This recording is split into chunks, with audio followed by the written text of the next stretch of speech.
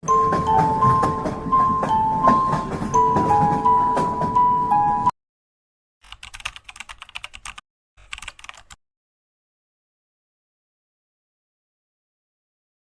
don't believe in ghosts, and I definitely don't have a phobia of clowns. Or at least I didn't until last Tuesday. I work as a night shift security guard for a construction firm. Most nights I'm just sitting in a literal tin box, a portable trailer, watching 16 grainy camera feeds of dirt, rebar, and expensive bulldozers. It's the kind of job where your biggest enemy is boredom. Around 2:15 a.m., the motion sensor on camera 4 went off. That's the perimeter fence near the old abandoned shipyard. I figured it was a stray dog or a plastic bag caught in the wind. I leaned into the monitor, squinting at the low-res black and white feed. That's when I saw him. He was sitting on a stack of timber right in the center of the frame. He was wearing a full, classic clown suit, ruffled collar, baggy pants, the works. But because of the night vision, the red nose and lips looked pitch black. He was just sitting there, staring directly into the camera lens. I felt that cold spike of adrenaline hit my stomach. I grabbed the radio. "Hey, this is restricted property. I see you on camera 4. Turn around and head back to the gate." He didn't move. He didn't even blink. I sighed, grabbed my heavy-duty flashlight and my baton, and stepped out of the trailer. It was one of those thick, humid nights where the air feels like a wet blanket. The site was a maze of shadows and half-finished concrete walls. As I got closer to the timber stacks, I kept my light low, not wanting to trip over a stray pipe.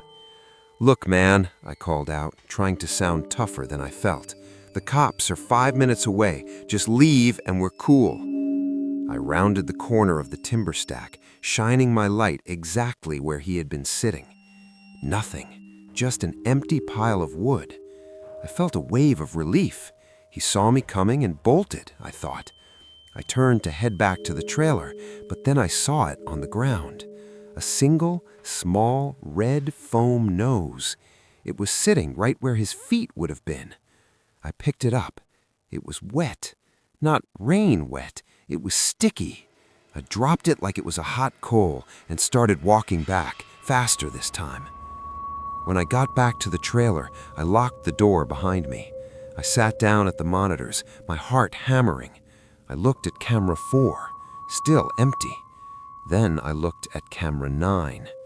Camera 9 is the one pointed directly at the entrance of my trailer.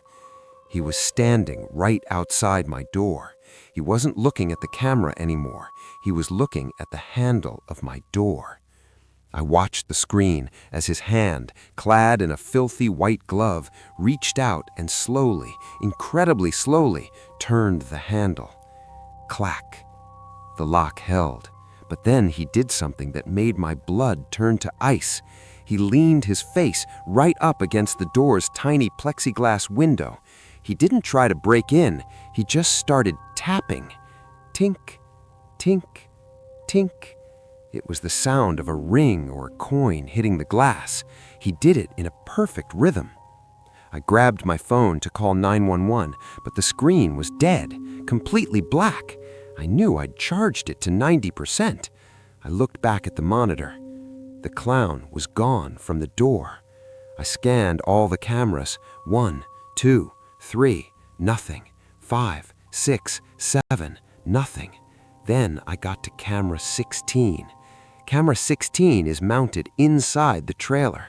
It's the safety cam that records the guard at the desk. On the screen, I saw myself sitting at the desk, looking at the monitors, and right behind me, tucked into the narrow equipment locker I'd left open to vent the heat, was a flash of yellow fabric and a pair of wide, unblinking eyes. He had been inside the whole time. I didn't turn around. I couldn't. I just sat there, watching my own death on a 3-second delay. On the screen, I watched him slowly reach a hand out of the locker toward the back of my neck.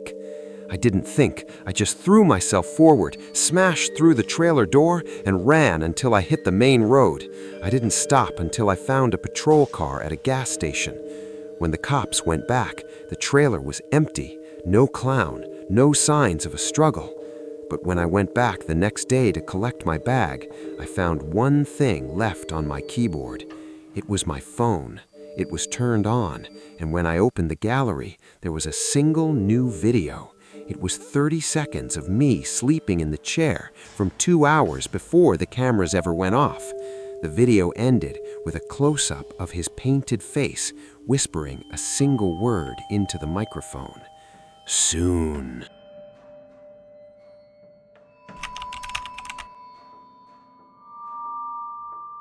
I'm a college student, which usually means I'm broke and my schedule is a mess. That's why I found myself at the Spin Cycle at 2 a.m. on a Tuesday. It's a 24-hour laundromat near the edge of town, usually empty, which is how I like it. I was sitting on one of those hard plastic benches, scrolling through my phone while my jeans tumbled in dryer 12. The only sound was the low hum of the machines and the occasional clack-clack of a zipper hitting a metal drum. Then the bell above the door chimed. A guy walked in. He wasn't wearing a clown suit, at least not a full one. He had on a pair of oversized, baggy, checked trousers and a dirty t-shirt that said, "Birthday Boy." But it was the face that stopped me. He had the full white grease paint on, but it was peeling and cracked, like he'd been wearing it for days. No wig, just a bald head with a few tufts of hair. He didn't have any laundry. He just walked over to the vending machine, put his face against the glass, and stayed there. I tried to ignore him. I kept my eyes on my phone, but I could see him in my peripheral vision. He started talking, but not to me. He was whispering to the bags of chips. "Not that one, no. Too salty. She doesn't like salt." I felt a chill go down my spine. I checked the timer on my dryer. 7 minutes. 7 minutes, and I was out of there. The guy suddenly turned around. He didn't walk, he hopped, a heavy, clumsy hop that made his oversized shoes slap the floor. He sat down on the bench directly across from me. There were 30 other seats, but he chose that one. He pulled a long, skinny balloon out of his pocket and started pumping it up with a small hand pump. He didn't look at the balloon.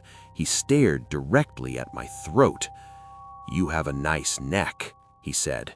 His voice was surprisingly deep, almost a growl. "Very sturdy." "Thanks," I muttered, not looking up. I was already planning my run to the door. He started twisting the balloon. Squeak, squeak, snap. "I'm making a swan," he announced. He held up a mangled piece of latex that looked nothing like a bird. It looked like a noose. "Do you want it?"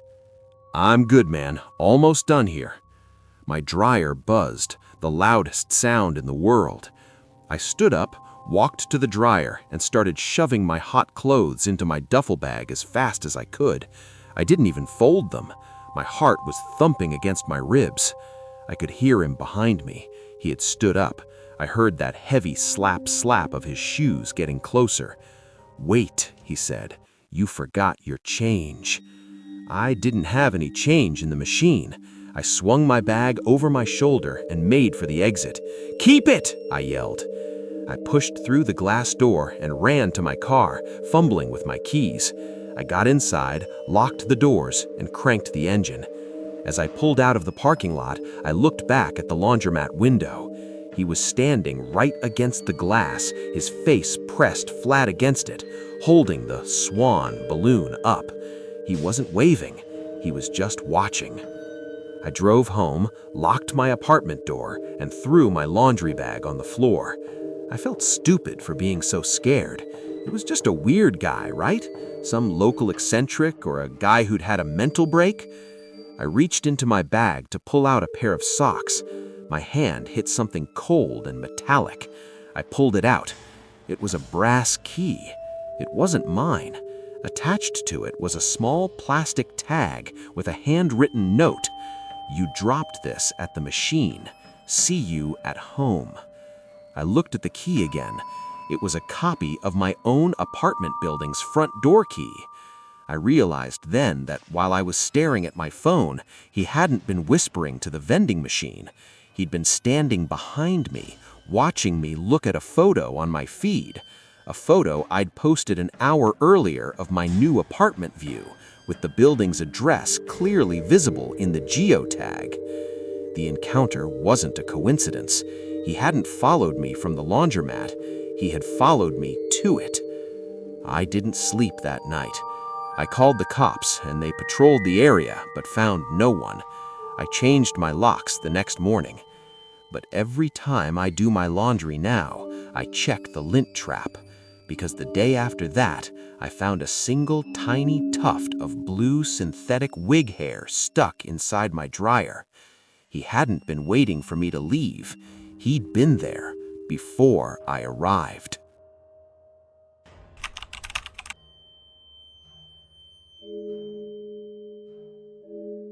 I don't take the back roads anymore. I don't care if Google Maps says it'll save me 40 minutes. I'll stay on the interstate where the lights are bright and the people are real. Last October, I was driving home from a late shift. My old sedan decided that 2 a.m. on a deserted county road was the perfect time for the alternator to die. The headlights flickered once, twice, and then everything went black. I managed to coast onto the shoulder, surrounded by nothing but tall cornfields and dead silence. I pulled out my phone.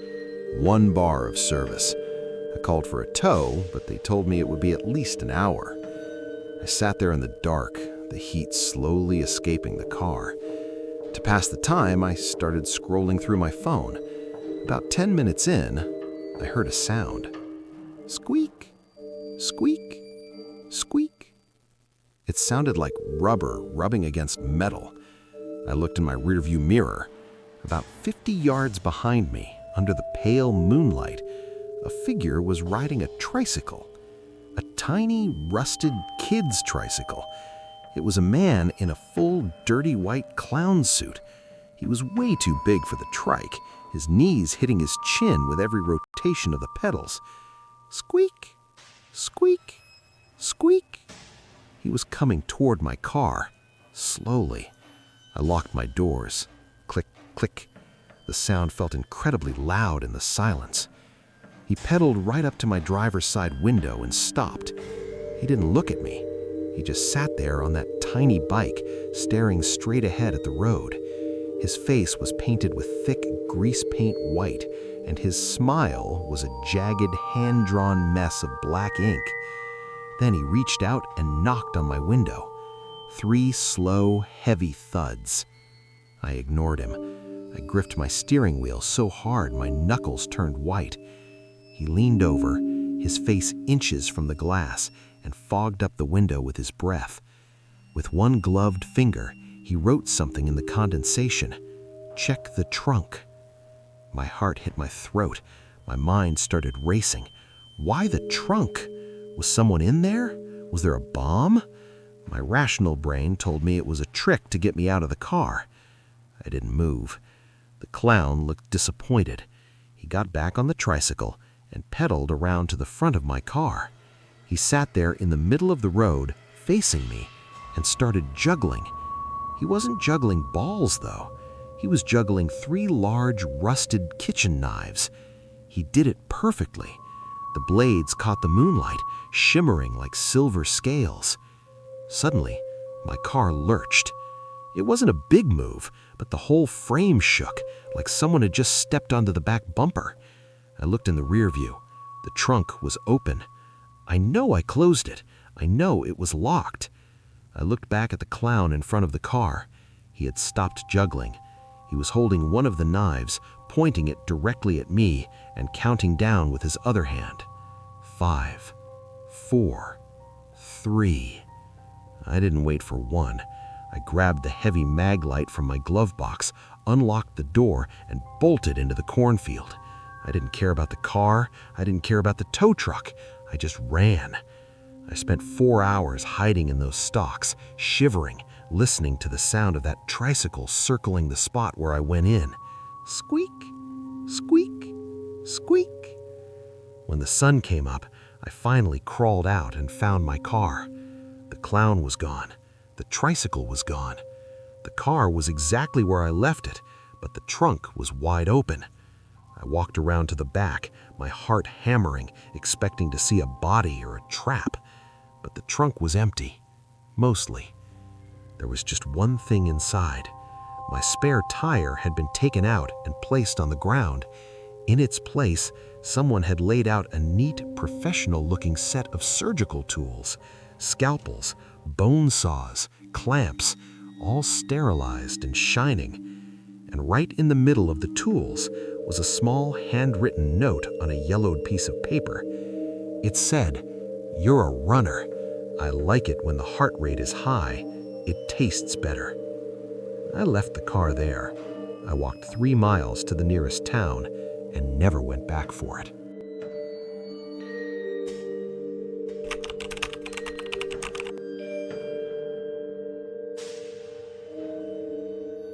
I live in a high-rise apartment, 14th floor. It's the kind of building where you need a key fob for the elevator, and there's a camera in every hallway. You're supposed to feel safe. Last Thursday, I ordered a pizza at midnight. Around 12:30, my buzzer rang. I checked the intercom screen. It was just a guy in a windbreaker and a cap holding a thermal bag. Standard. I buzzed him up. A few minutes later, there's a knock. I open the door, grab the box, tip the guy, and shut it. Simple, right? I sat on my couch, opened the box, and froze. It wasn't pizza. Inside the box was a single, oversized red circus shoe. It was old, the leather cracked, and it smelled like damp earth and stale popcorn. I thought it was some weird prank by the delivery guy, so I opened my door to call him back. The hallway was empty, but sitting right outside my door was a single yellow plastic flower, the kind that squirts water. I picked it up, feeling more annoyed than scared. "Very funny," I yelled down the hall. No response. I went back inside, locked the door, and tossed the shoe and the flower in the trash. I tried to get some sleep, but about an hour later, I heard a sound from my bathroom. Squeak! It was the sound of a rubber duck, or maybe a horn, a single, sharp honk. I got out of bed, grabbing a heavy glass award I keep on my dresser. I walked to the bathroom and flicked on the light. The room was empty, but the mirror was steamed up, which was impossible because I hadn't taken a shower in 6 hours. Written in the steam, in large, shaky letters, was, "Do I fit?" I backed out of the bathroom, my heart slamming against my ribs. I went to the living room to grab my phone, but as I passed the kitchen, I saw the trash can. The red shoe was gone. I ran to my front door and checked the deadbolt. Locked. I checked the chain. Latched. Then I heard a muffled, wet thud from the ceiling. I looked up. My apartment has those drop ceilings, plastic panels held up by a metal grid. One of the panels was slightly askew. A single gloved finger, white and filthy, was hooking onto the edge of the panel, slowly pulling it back. A face peered down. It wasn't a mask. It was skin, thick, white, and crinkled like old parchment. The nose wasn't a red ball. It was a swollen, bulbous growth that looked infected. He didn't scream. He didn't jump down. He just stared at me with these tiny, dark eyes that looked like holes poked in paper. "The shoe," he whispered. "It was too small." Then he dropped something. It hit the floor with a wet thwack. It was the delivery guy's windbreaker. It was shredded, and it was soaked in something dark. I didn't stay to see the rest of him. I bolted for the balcony. It was the only way out besides the front door, and he was too close to that. I scrambled over the railing to my neighbor's balcony, nearly falling 14 stories to the pavement. I pounded on their glass until they woke up and let me in. When the police arrived and searched the crawl space above my ceiling, they found something that still keeps me up at night. He wasn't just in my apartment that night. They found empty food wrappers, a small sleeping bag, and dozens of photos of me taken from inside my own vents. Some of the photos were months old. He hadn't been trying to get in. He had been living there the whole time, watching me through the cracks in the ceiling, waiting for me to notice the gifts he left behind. I moved out the next day. I live in a house now. No drop ceilings, no vents. But sometimes, when it's really quiet at night, I swear I can hear a soft, rhythmic honking coming from beneath the floorboards.